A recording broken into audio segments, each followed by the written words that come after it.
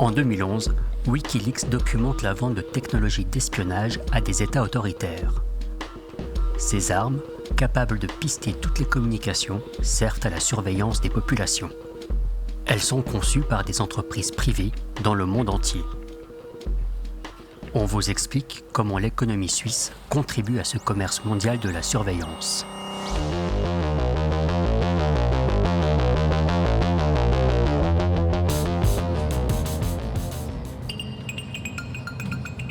Il y a des bons et des mauvais jours dans la vie d'une entreprise. Ce mardi 4 septembre 2013 est cauchemardesque pour Dreamlab Technologies. La PME bernoise voit des contrats et des courriers confidentiels s'étaler sur la place publique. Lisez plutôt. Cher Monsieur Fischer, merci beaucoup de l'intérêt que vous portez à nos services. Nous sommes heureux de vous faire parvenir le devis concernant le système de surveillance e-proxy. Nous sommes impatients. Cette lettre est datée du 21 décembre 2010. Elle est signée par Nicolas Maillancourt, directeur de Dreamlab. Elle s'adresse à Thomas Fischer, employé de la filiale Gamma, puissante société britannique de surveillance. Les deux hommes s'apprêtent à livrer une technologie à double usage à Oman. C'est-à-dire qu'elle peut s'utiliser à des fins civiles comme militaires. Par exemple pour la surveillance des populations.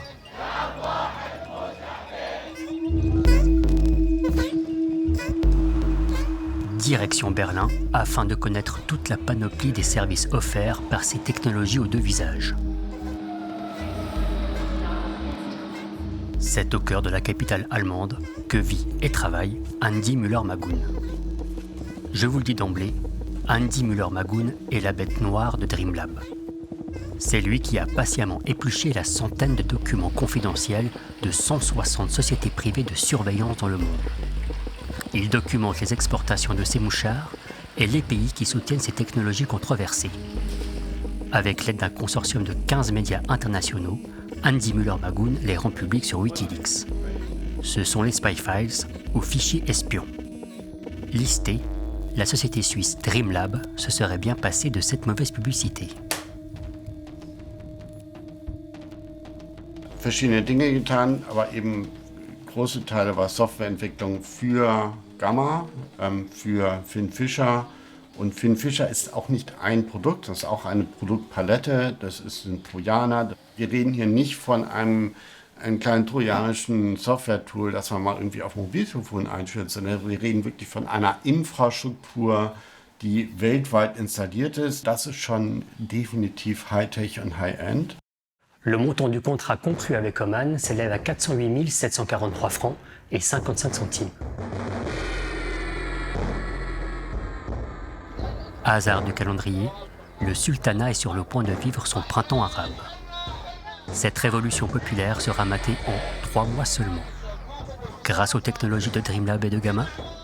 Wir reden hier nicht von kriminellen Delikten, sondern wir reden ganz offen von politischer Infiltration, politischer Überwachung und auch Verhinderung, dass irgendwelche Oppositionsparteien irgendwas tun können und so weiter und so fort. Je m'interroge. La Suisse est neutre et respectueuse des droits humains. Joue-t-elle un double jeu ? Comment encadre-t-elle et contrôle-t-elle l'exportation de ces armes technologiques ainsi que les entreprises qui les commercialisent ? À l'époque des révélations, la contribution d'entreprises suisses à cette économie de la surveillance ne fait pas scandale à Berne. Mais elle ne passe pas inaperçue non plus. Ich habe damals rasch kritisiert, dass es aus meiner Sicht zu wenig gesetzliche Kontrollen gibt über die Exporte von solcher Software, die ja eben zu unterschiedlichen Zwecken gebraucht werden kann. Einerseits eben zum Beispiel fürs Netzwerkmanagement in ganz legitimen Anwendungen, andererseits dann eben die gleiche Software auch für die Überwachung von Oppositionellen. La critique du président des Verts suisses, Balthasar Gleckli, se tient en théorie. Sauf que, dans la pratique, les choses se passent autrement. Le devis de l'entreprise suisse Dreamlab à Oman porte sur la commercialisation d'un serveur. Il permet le déploiement du logiciel espion Finn Fischer. Explication. À l'époque, FinFisher est le mouchard le plus sophistiqué du marché. Invisible des antivirus, il infecte à distance un ordinateur, un téléphone portable. FinFisher écoute les visioconférences. Il lit les chats et les emails. Il active à distance les webcams et les micros. Un vrai magicien. Aus meiner Sicht muss man Überwachungssoftware oder Software oder Anwendungen, die zur Überwachung, sei es Massenüberwachung, sei es spezifische Überwachung von einzelnen Personen, verwendet werden kann. Das heißt, eine Sorgfaltspflicht ist auch bis zu einem gewissen Maß Aufgabe der Schweiz und nicht nur des Herstellers. Dass man verhindern kann, dass Hersteller, die diese Sorgfaltspflicht verletzen, dann trotzdem exportieren. Das heißt, ich glaube, es braucht eine Bewilligung, es braucht eine Unterstellung solcher Dual-Use-Software unter die üblichen Richtlinien, die man auch bei sonstigen Dual-Use-Gütern hat. Face à l'absence de restrictions légales et commerciales, ces marchands d'armes technologiques ont les pleins pouvoirs. Les documents de Wikileaks attestent que Dreamlab et son partenaire Gamma ont tenté d'écouler leur mouchard FinFisher dans d'autres pays comme le Turkménistan. L'offre formulée le 11 octobre 2010 se chiffre à 874 819 francs et 70 centimes. Rien ne prouve que l'État turkmène ait signé. Mais une question se pose. Dreamlab avait-elle pleinement conscience de ce qu'elle faisait? Wir reden hier wirklich von strukturellen Aktivitäten über mehrere Jahre in einer Bandbreite, in einer auch personalintensiven, das sind ja nicht 200 Leute, wir reden hier eher von 20, die da involviert waren.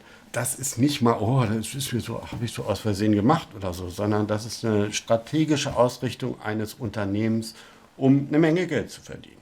Ich denke, der Nikolaus Malenkurt, der Geschäftsführer, selbstverständlich wusste der exakt, was er tut. Und er hat sich einen Dreck rumgeschert, was für Menschenrechtsverletzungen mit seiner Technologie begangen werden bzw. begünstigt werden.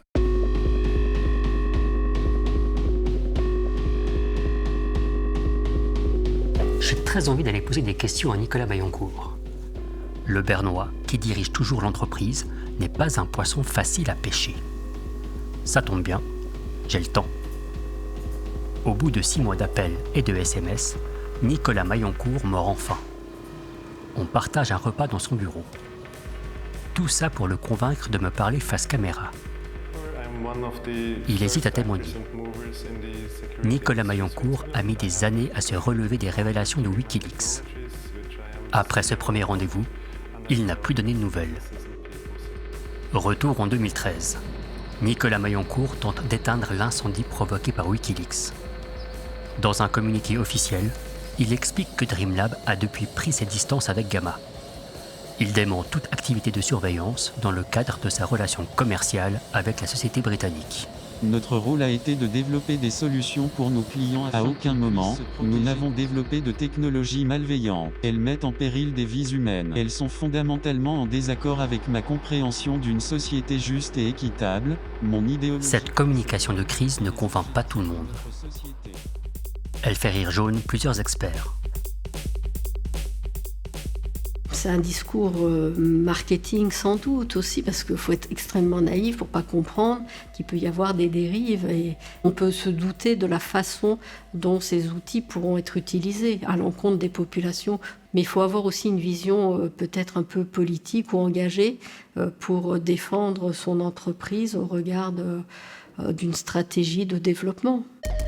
Dreamlab, comme les autres entreprises, pouvaient-elles s'assurer que leur technologie ne serait pas utilisée à mauvais escient? Rien ne le prouve. Pour la professeure à HEC Lausanne et experte internationale en cybersécurité, le problème est dans la réglementation et la qualification de ces armes numériques.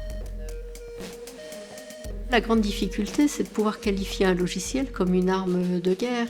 C'est pas du matériel, c'est du logiciel. Donc ça va être difficile de faire la distinction de ce qui relève d'une arme réellement et de ce qui relève d'un système commercial et d'une application comme une autre.